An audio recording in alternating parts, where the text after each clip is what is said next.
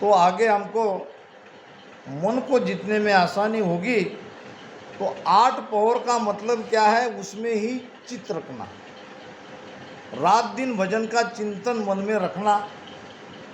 भजन जब समय मिलता है तब करना, और समय नहीं मिला, मान लो हम किसी भी, अब किसी को धन कमाने का एक रहता है तो रात दिन वो उसी में लगा रहता है, काम काम काम, कैसे पैसा कमाए। किसी को मान लो विद्यार्थी है, बड़ा बनना है, डॉक्टरी करना है या कोई और पढ़ाई करना है, तो रात दिन वो उसमें लगा रहता है। तो अगर हमको मोक्ष में जाना है, अगर उसका उपाय केवल सुमिरन ही है, तो इस प्रकार हमको सुमिरन करना है, सुमिरन में ध्यान लगाना है, उसमें चित्त लगा के रखना है और बाकी काम भी करते रहना है। तो 8 पहर मुख राम रटत है, वाजन मन को मार्या रे रो। खावत पीवत बोलत चालत, खावत पीवत बोलत चालत, धंधे माय पुकारे रे लो, धंधे माय पुकारे रे, फोगट बात मणि को त्यागे, फोगट बात मणि को त्यागे, वाजन मन को मार्या रे लो, वाजन मन को मार्या रे लो। ये समझना है कि क्या खाते पीते, उठते बैठते, चलते फिरते, सोते जागते, इसमें भी भजन कर सकते हैं। खावत पीवत बोलत चालत, धंधे माय पुकारे रे, इसमें भजन हो सकता है। हमने भजन को ये समझ लिया कि सांस उसास में राम राम करना, उसमें मन को लगाना, इसी को ध्यान करते हैं।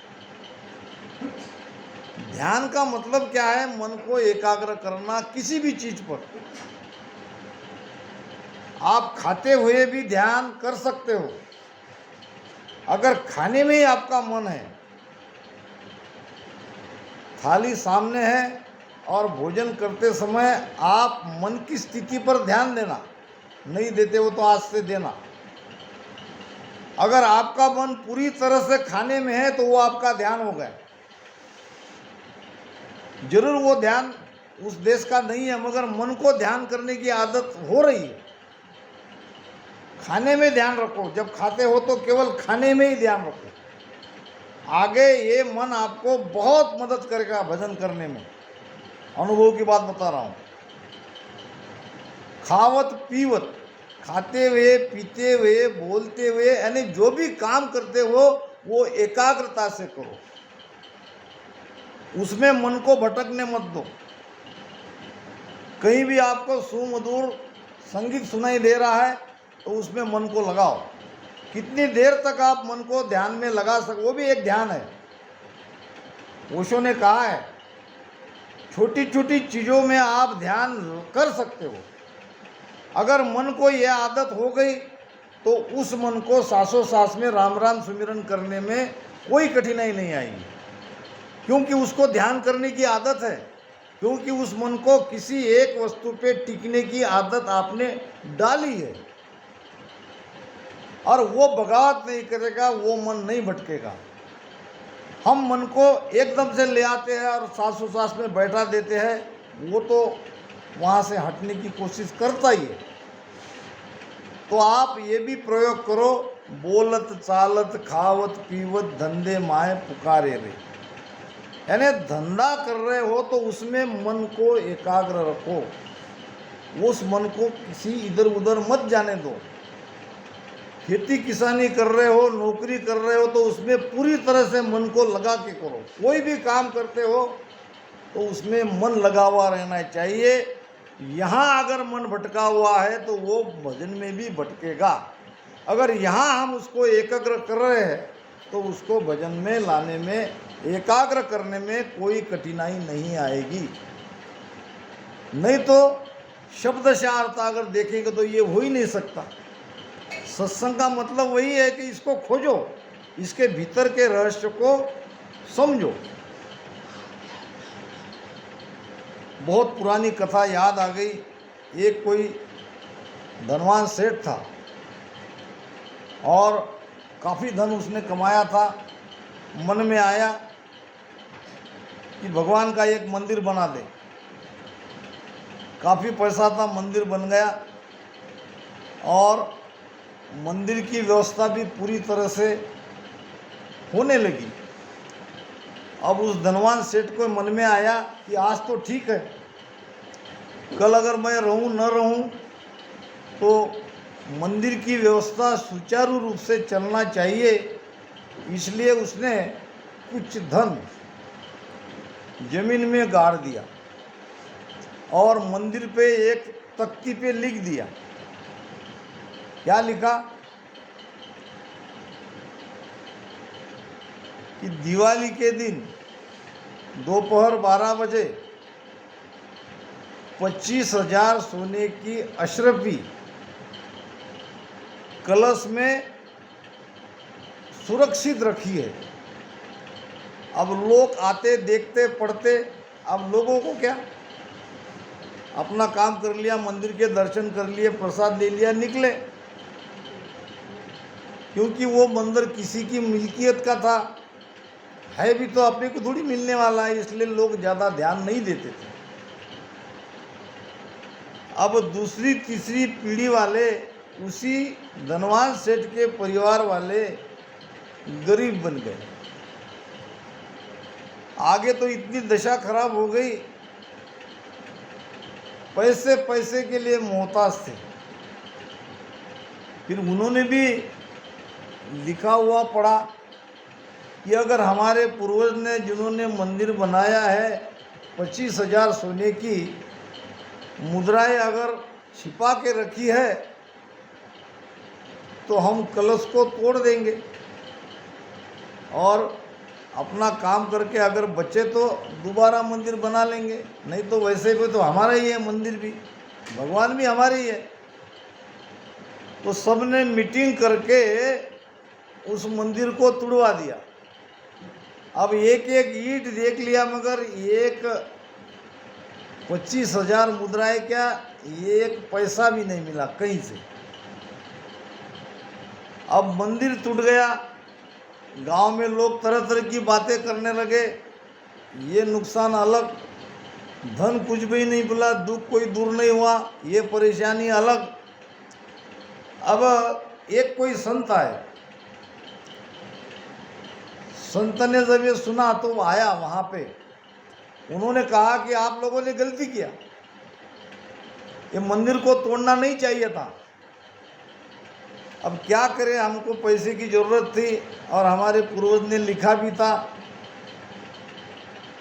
इसलिए हमने मंदिर को तोड़वाया। कलश ही तोड़ना चाहते थे, मगर बिना मंदिर तोड़े कलश नहीं टूट रहा था। अब देखो ऐसी स्थिति हो गई, अब क्या करें।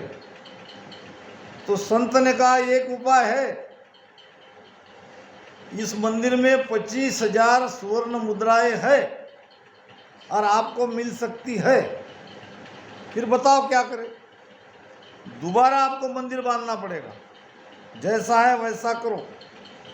अब और समस्या खड़ी हुई, एक पैसा नहीं, अब मंदिर कैसे बांधा जाए। तो संत ने कहा मैं भी मदद करता हूँ, कुछ आप लोग मदद करो, कुछ शारीरिक श्रम करो, कुछ मैं मेरे धनवान भक्तों को कहता हूँ, और सब ने मिलके कुछ महीनों में वैसा की वैसा मंदिर बांध दिया। अब कहने लगे निकालो वो स्वर्ण मुद्राएं कहाँ है। उसने कहा जो लिखा है वो ध्यान से पढ़ो। दिवाली के दिन दोपहर 12 बजे मंदिर के कलश में 25,000 सुवर्ण मुद्राएं वहाँ सुरक्षित रखी है, तो दिवाली तक इंतजार करो। अब दिवाली भी आ गई। फिर लोगों ने कहा अरे संत तो ऐसे कह के चले जाते हैं, उनका काम ही है मंदिर बनाना, आप कहाँ मिलने वाला है, मिलता तो तुमने जब तोड़ा तभी मिल जाता। मगर संत आए, दिवाली के पहले दिन आए, बहुत खुशी हुई उनको देख के। फिर कहा कि जल्दी जल्दी निकालवा रहे, दिन निकलने दो। दिन भी निकल गया, सब्र कहाँ, अरे 12 बजने दो। फिर 12 भी बज गए और कलश की छाया जहाँ पड़ रही थी वहाँ निशान बना के संत ने कहा खोदो, और थोड़ी नीचे खोदने पर 25,000 सुवर्ण मुद्राएं मिल गई। ये तो हो गया दृष्टांत। वैसे महापुरुष की वाणी ऐसे ही शेन में लिखी है, सब बातें खुली नहीं कही है, इसलिए समझना बड़ा कठिन है। अगर हम इसको शब्दशः लेते हैं कि भाई 8 पौर रसना से राम राम करें तो भी मन जीतेंगे, फिर हमसे तो होता नहीं। हम 3 घंटे करेंगे, 4 घंटे करेंगे, 5 घंटे करेंगे, और क्या, फिर हम मन को जीत नहीं पाएंगे। और फिर खावत पीवत बोलत चालत, ये तो ध्यान हमने कभी किसी ने बताया नहीं। संतों के वचनों को समझना पड़ेगा, उनके वचन के रहस्य को जानना पड़ेगा। अगर ऐसा हम करते हैं, अगर मन को कहीं भी किसी भी ध्यान में, यहाँ पंछी की आवाज़ आ रही है उसको सुनो, ये बहुत काम आएगी आगे। फिर जब ध्यान करने जाओगे फिर वो मन बहुत जल्दी एकाग्र होगा, उसको आदत रहने से वो कहीं इधर उधर भटकेगा नहीं। तो खावत पीवत बोलत चालत धंधे माय पुकारे रे, फोगट बात मंटी को त्यागे। यानी जहाँ कुछ सार नहीं है, बेकार गपशप नहीं करनी है, लिव चर्चा और ऋण एक इकट्ठी आनी चाहिए। हमारी लिव भी भक्ति में, हमारी चर्चा भी ज्ञान की, हमारी रहनी भी वैसी, रहनी हमारी वैसी है, हमारी चर्चा ही वैसी है, और हमारी लिव भी वही लगी है। ये महाराज विठल राव को बताइए महाराज ने। लिव का मतलब क्या, जो आवश्यक काम करना है वो कर लेना और ध्यान में लग जाना, ये ही है लिव लगना। और ये लिव जब लगी फिर धीरे धीरे धीरे धीरे ध्यान बढ़ता जाएगा, और इधर का जो संसार का भार है ये कम होता जाएगा। संसार का भार लिए भक्ति करना असंभव है, ये एक एक चीज छूटनी चाहिए, वैराग आना चाहिए। एक लड़का था, उसकी शादी हुई, पत्नी मैके गई और दामाद जी को बुलाया लड़की को लेने के लिए। पहली बार लड़का ससुराल जा रहा था, माँ ने मिठाइयाँ बांध दी बहुत सारी कि बेटा पहली बार जा रहे हो तो हमारे समधी समधन के लिए मिठाई ले जाओ। पिताजी आए, पिताजी ने कपड़े का गट्ठर बांध दिया, पहली बार जा रहे हो खाली हाथ मत जाओ, सबके लिए छोटे बड़े जितने भी सबके लिए कपड़ा ले जाओ, एक एक दो दो तीन तीन जोड़ी। अब इधर मिठाई तरह तरह के उसको भी बांध लिया, इधर से कपड़े को गट्टर को बांध लिया, पीछे से अपना बैग और थोड़ा बहुत और भी सामान होगा, पानी की बोतल है, ये है वो है, वो आगे से ऐसे पूरा बांध के वो घोड़े पे बैठ गया और चला ससुराल। अब उसको देख के गांव वाले हंसने लगे, अरे कैसा दामन, इतना सारा भार अपने सिर के ऊपर बांध के घोड़े पे बैठ के आया है, तो ये तो सारा भार घोड़े पे रख सकता था, मगर ये तो इसने ऐसा किया नहीं। तो जैसे उस दामाद की हंसी हुई वैसे संसार का सारा भार लेके अगर हम भजन करते हैं तो भजन नहीं होगा, हंसी हमारी भी होगी। धीरे धीरे ये संसार से हटना ही है, मोह को तो त्यागना ही है, ममता को छोड़ना ही है। ये भजन से नहीं होगा, ये आपको चेष्टा करनी पड़ेगी इसकी। नहीं सब भजन से होगा तो नहीं होगा। भजन से बहुत कुछ होगा, मगर कुछ कुछ तो हमको अपने तरफ से कुछ छोड़ना है, कुछ त्यागना है। बंधन में हम स्वयं बंधे हैं और हम छूटना नहीं चाहते हैं, और गुरु महाराज को प्रार्थना करते कि हमको छुड़ाओ, हमको छुड़ाओ। वो तो उपाय बता रहे हैं कि भाई ये भी करो, वो भी करो, भजन सुमिरन भी करो, मोह को त्यागो और ममता को छोड़ो। महाराज ने कहा भी है, हम ध्यान नहीं देते वो बात अलग है। मन मारो रे माया छोड़ो रे, ममता राखोगे। मन मारो रे माया छोड़ो रे, ममता राखोगे। कुबुद जलाओ कामना रे, सुरत सास दिस फेर। राम कथे तेरे, जब पावे निज भेर। राम कथे तेरे, जब पावे निज भेर। देवल माई देवरा रे, वहाँ निरंजन देव। राम कथे तेरे, जब पावे निज भेर। आदि बात तो मान रहे हैं, आदि को छोड़ रहे हैं, सुरती को सासा के पीछे लगा के राम राम कर रहे हैं, मगर मन को नहीं मार रहे हैं, माया को नहीं छोड़ रहे हैं। ममता की तो बात ही छोड़ो। और कुबुद्धि नहीं जा रही है। बुद्धि दो प्रकार की, एक कुबुद्धि एक सुबुद्धि है। कु यानी बुरी, बुद्धि में बुरे विचार आना, ये तो त्यागना पड़ेगा। और कामना की तो बात ही अलग है। कामना से भरा हुआ मन भजन में नहीं लगेगा, तो इनको तो छोड़ना पड़ेगा। तो उसका उपाय महाराज बता रहे हैं ध्यान समाधि में। पूरब सोजी प्याल को, पीछम सुर नौ देश।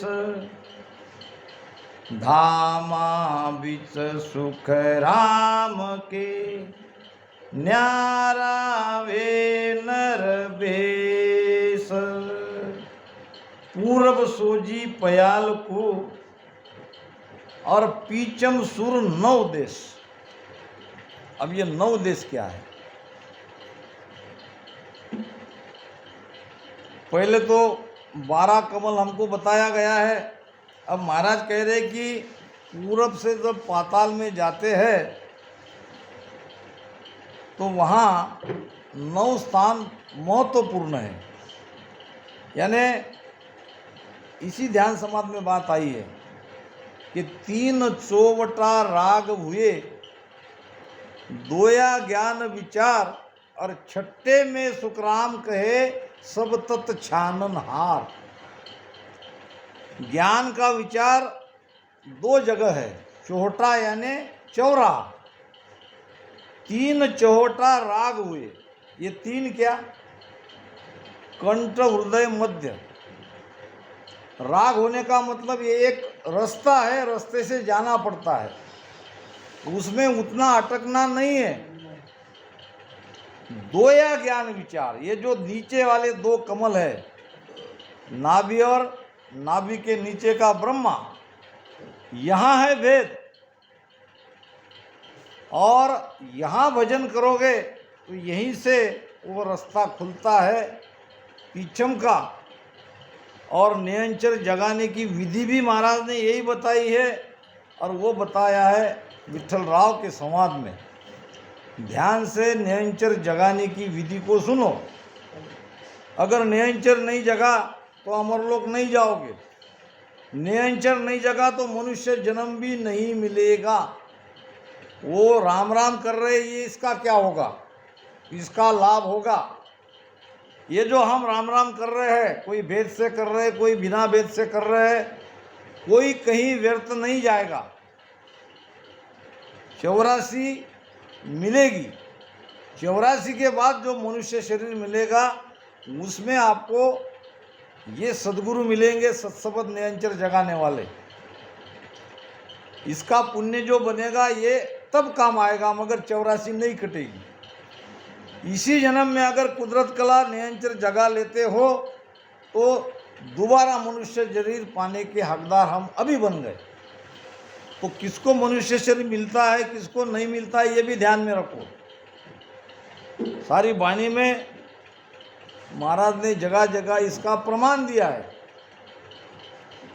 कहा है फल फूल के अंग में कि राम राम यो शब्द जोर आराधे कोई, सकल धर्म को छाड़ एक पर नेचो होई।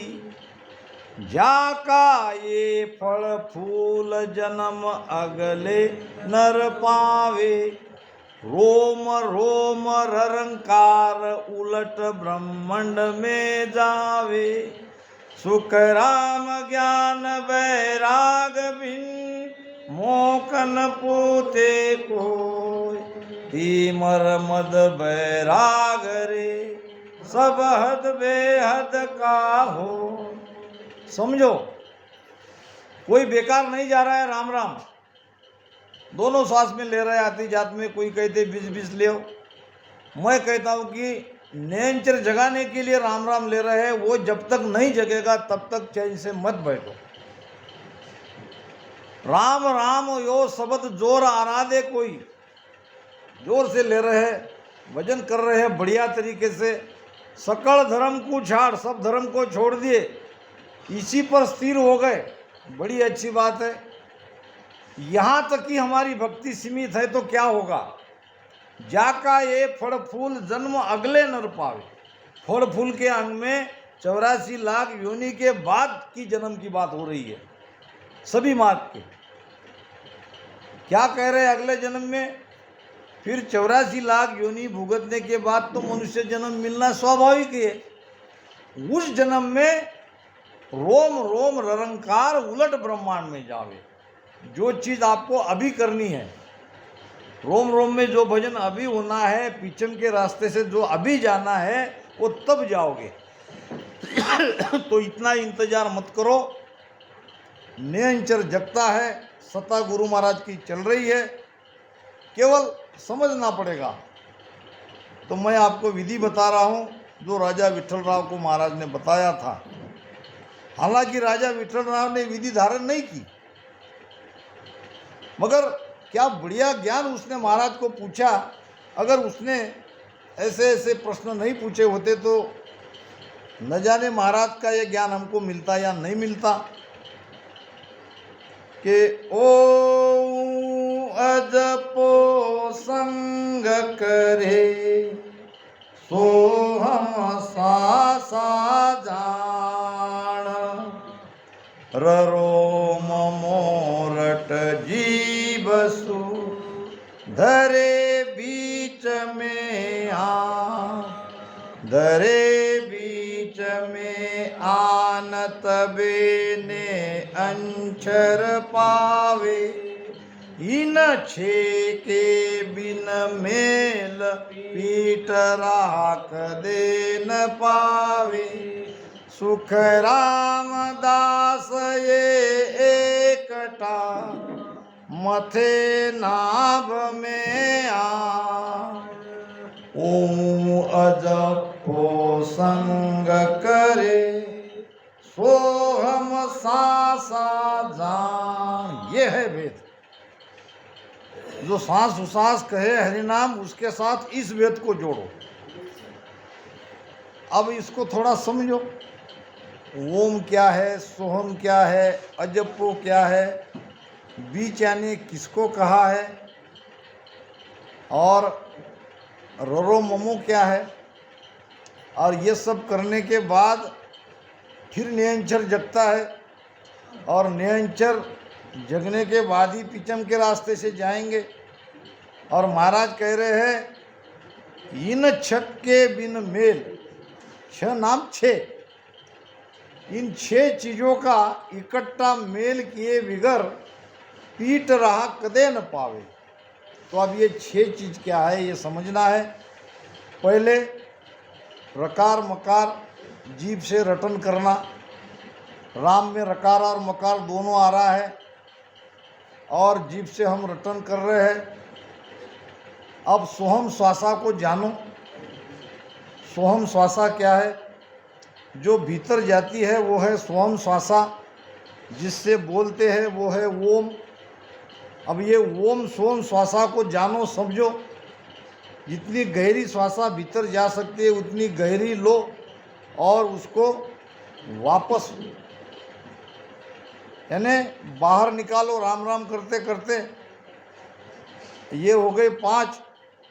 अब है महत्वपूर्ण अजप्पा, और ये अजप्पा के तरफ हम ध्यान नहीं दे रहे हैं। अजप्पा क्या है? शब्द सा अर्थ है बिना जप किए जो जाप हो रहा है उसको अजप्पा कहते हैं। मगर ध्यान में अजप्पा क्या है? अजप्पा है श्वासा की स्ट्रेंथ यानी शक्ति बढ़ाना। यानी भजन करते करते करते 10-15 मिनट के लिए आप रुक जाओ। घंटा, 1.5 घंटा, 2 घंटा भजन करते हो तो फिर 15 मिनट के लिए रुक जाओ।